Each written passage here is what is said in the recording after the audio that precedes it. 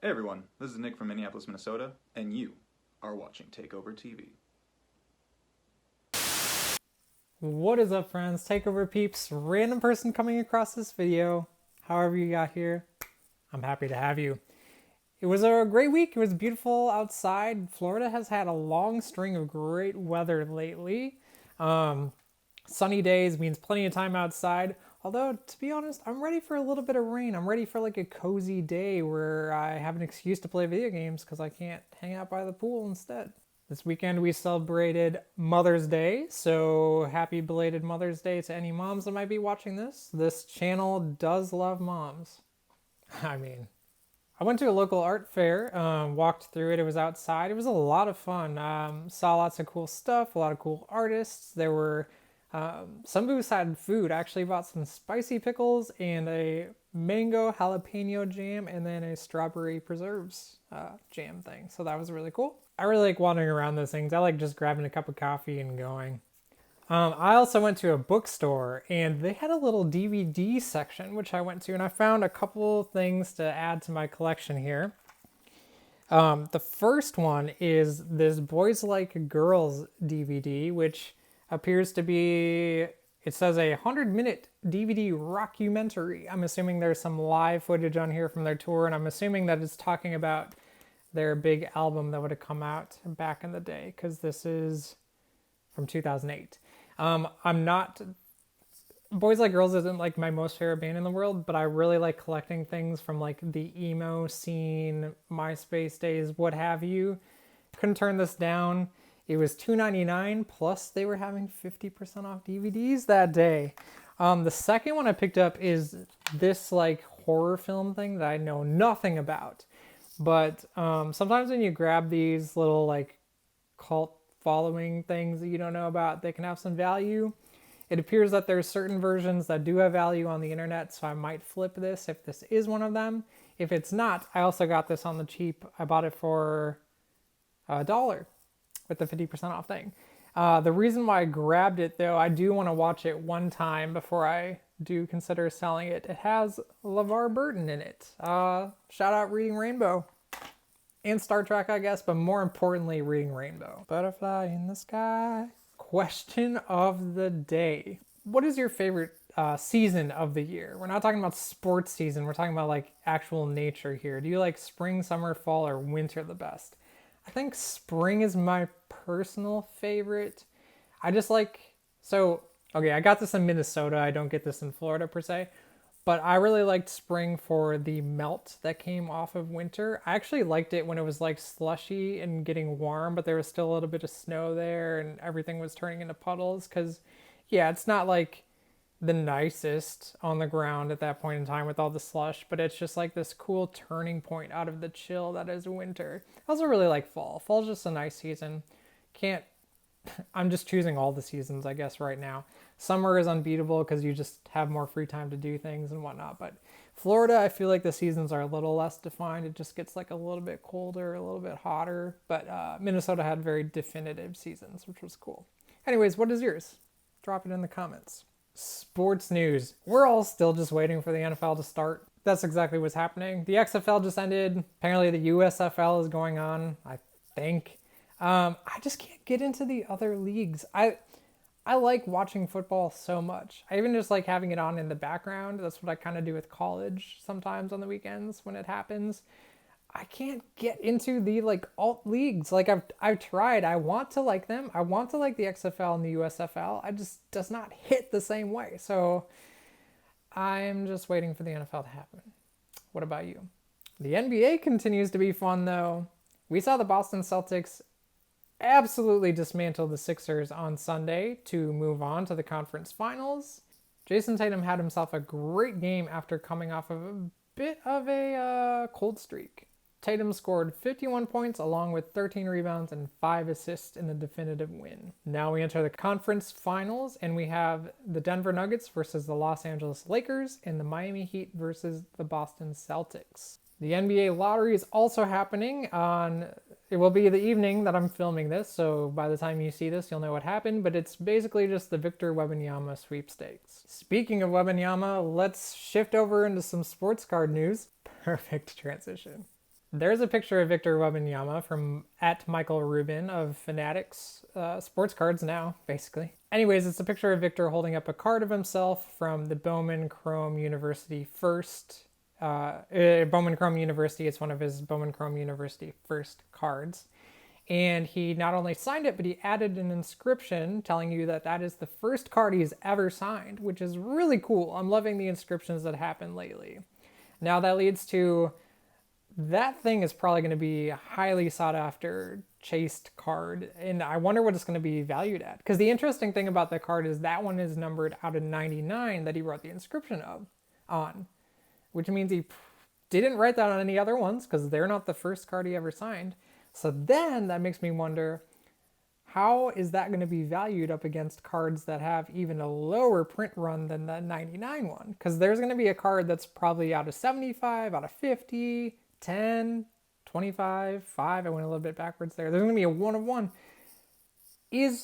I'm willing to bet that the 99 with that inscription is going to be worth more than a 75 or out of 50. Is it going to be worth more than an out of 25, an out of 10, an out of 5? Like, what is that inscription going to do for the value of the card? I'm interested to see when it's pulled, who it's pulled by, and what it is valued at.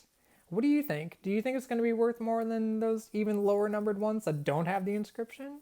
Say so in the comments. Star Wars Topps Chrome, the latest release, drops this week as well. I don't personally open those cards. I thought about maybe ordering a box. We'll see what happens, but I don't think I will. I do love seeing what comes out of there though. It's a really cool thing to have. Chrome is a great product, and it's really cool seeing the artwork and the photos on the cards that come out of there, as well as iconic autographs of the people that are in the films. Very cool stuff. Excited to see what people pull. Video games. As we talked about last week, the latest Zelda, I almost said Breath of the Wild. That is not true. That was the first one to come out on Switch. Tears of the Kingdom came out, and while I've not played it, I did watch some people stream it. It looked like they were having a lot of fun. It looked great. It looked cool. I'm excited to eventually play it in 6 years probably. Probably won't take me that long. Anyways, it also got just rave reviews. I've seen nothing but positive reviews. I've seen 9.5s out of 10, 10 out of 10, 5 stars, 10 out of 10 stars, all the things. People just giving great reviews to it. Reviewers and just your average person that lives next door to you playing it alike love it. Not news, but while I'm talking about video games, I wanted to give a shout out to a podcast that's based around video games, transition from Zelda. They are a Zelda-based podcast, but they also cover games that were influenced from the Zelda series in some way. So they have an 11-episode series on Star Fox Adventures, the game off of GameCube. And if you haven't played that, I encourage you to just kind of look into it a little bit, look at some of the art design, check out some videos on YouTube of someone playing it. It's an interesting turn from what you knew Star Fox to be if you played it on either Super Nintendo or N64. You're on foot, and it does take a lot of influences from Zelda, like Ocarina of Time for sure. Anyways, the podcast is called Chat of the Wild. They do that 11-episode series. It's the guys from the podcast playing through it and then discussing the things that happen in various areas of the game. They've got it divided up kind of by levels or chapters in a way, how they feel about it, kind of reviewing it along the way in some way, saying what they do like, what they don't like, and kind of storytelling at the same time. You can listen to it, and if you even have a grasp of what's going on or what some of the levels look like, you almost feel like it's a bit of a story time kind of deal. Very interesting to listen to. I almost wish that I hadn't already beaten the game, or I would have listened to this and played along with them. Maybe someday I'll just play it through again. It is kind of a long, challenging game, though. You'd be surprised, but if you have it, play it. If you don't, watch someone else play it online. It's interesting and kind of entertaining. I did as many things as there were that I didn't like about the game. I'm really glad that I played through it because it was just such a turn from the original Star Fox, and in a very entertaining, interesting way. Stuff that slaps. Today's slapper is movie theaters. I don't know why, but I love movie theaters. I have good memories tied to them. I enjoy going to see movies. It's just a great experience. Maybe it's the fact that I actually watch a movie when I go to a movie theater, because honestly, it's a challenge and a tough one at that to watch one at home. I get so distracted. I go up and do something. I mess around on my phone and I don't fully take in the story. But when I'm at a movie theater, I have no choice but to look up at that screen and focus, unless I fall asleep. I just enjoy the whole experience. I enjoy going there. I enjoy sitting down in the seat. I enjoy bringing my favorite snacks and experiencing someone's art that they've created in the company of other people wanting to also experience that. Some of my favorite moments of going to the movie theater over the years, I remember seeing Toy Story 2. That was a lot of fun. I remember seeing Return of the King from the Lord of the Rings series with some friends. And one of my greatest memories was seeing Spider-Man, the first Tobey Maguire one. For some reason, I just really liked that event. My go-to snacks are popcorn, cherry Coke, which is funny because I don't drink soda outside of a movie theater, and Bunch of Crunch. What are your go-to snacks when you go to a movie theater? Tell me in the comments. Anyways, movie theaters are a certified slapper. Music picks. I've got 2 songs for you this week instead of full albums or discographies or things like that. So it's simple, so you better listen. My first pick is a song you may have already heard. It's called Could Have Been by the artist H.E.R. and is featuring Bryson Tiller. This song is just dark and smooth at the same time. Lyrically, it's exactly what the title tells you it is. It's about a relationship that either didn't work or didn't happen and kind of the sadness behind that. But if you take the lyrics away from that, musically, this sounds like it would end up on a sexy playlist. The beat is layers of sounds that you can just sink into.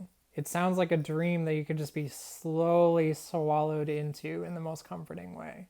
And then on top of that, the vocalists, both H.E.R. and Bryson, have just beautiful voices that lay over all of this. My second pick is a song called Less Talk by a band called Queen's Club.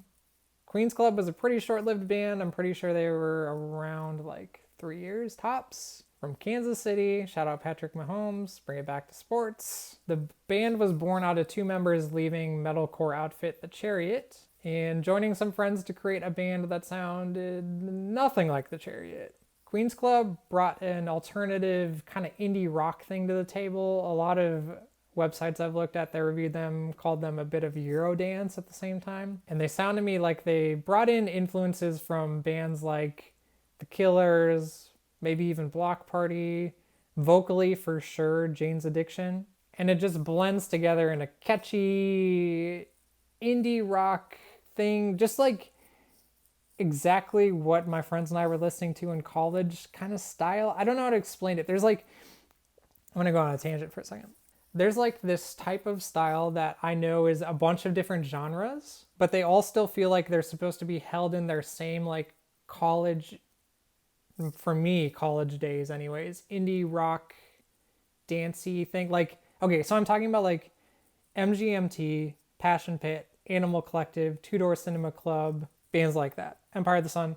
They all are distinctively different in their genre, but they all have this sound that was happening at the time that I can't quite put my finger on. Maybe you get what I'm talking about, or maybe I sound like a crazy person. I don't know. Anyways, those are my music picks of the week. Thank you so much for hanging out. Another weekly wrap up in the books. Peace and love.